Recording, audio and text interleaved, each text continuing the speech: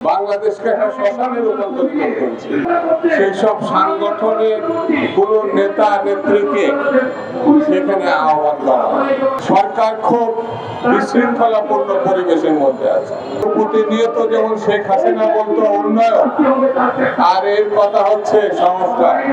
ধ্বংস করছে, নির্বাচন ব্যবস্থাকে ধ্বংস করছে।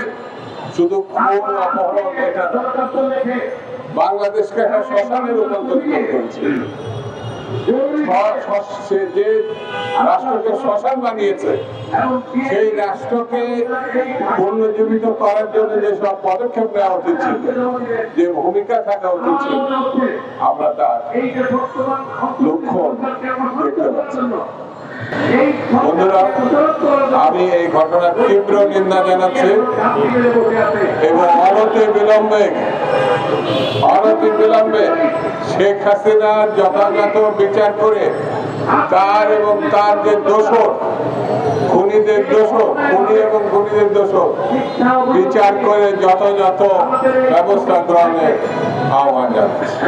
গতকাল আমরা যে ঘটনাটা দেখলাম 6 মাস পরে, যেখানে মানুষদেরকে নারকীয় ভাবে আটকে রাখা হলো, গুম করে রাখা হলো, সেই জায়গাগুলো সোশ্যাল মিডিয়াতে যেসব ঘটনার কথা আসছে, পত্রপত্রিকা আসছে, সেগুলো দুঃখজনক, ভয়ঙ্কর এবং বিপজ্জনক।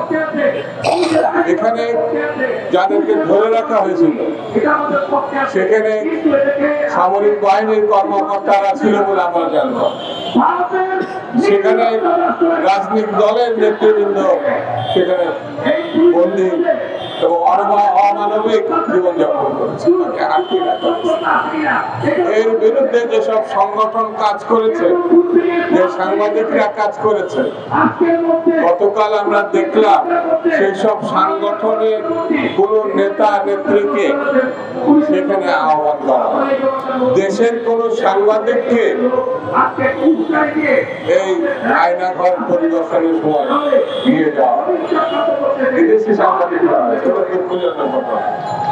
আমার কাছে এই কারণে মনে হয় সরকার খুব বিশৃঙ্খলাপূর্ণ পরিবেশের মধ্যে আছে। কখন কোনটা করতে হবে, কিভাবে করতে হবে, সেটা সে বুঝতে পারছে। বন্ধুরা, আপনারা নিশ্চয়ই লক্ষ্য করেছেন এই সরকার, অন্তর্বর্তীকালীন সরকার, একটা ভালো নির্বাচন করে নির্বাচিতদের কাছে ক্ষমতা হস্তান্তর করে বাংলাদেশের গণতন্ত্র প্রতিষ্ঠার পদক্ষেপ নেবে, এটা আমরা জানতাম। কিন্তু প্রতিনিয়ত যেমন শেখ হাসিনা বলতো উন্নয়ন, আর এর কথা হচ্ছে সংস্কার।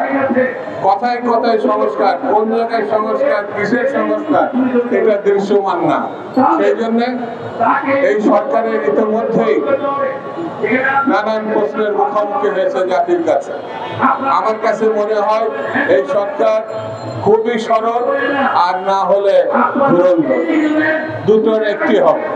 এই সরকার তার নিরপেক্ষতা ইতিমধ্যে নিজেরাই প্রশ্নবিদ্ধ করেছে। নিজেরাই রাজনৈতিক দল গঠনের জন্য এই প্রধান উপদেষ্টার পাশে উপদেষ্টা হিসেবে যারা আছে তারা কাজ করেছে এবং পত্র পত্রিকা আসছে। এদের মধ্য দিয়ে কেউ না কেউ ওই রাজনৈতিক দল নেতৃত্বের আসনে বসবে।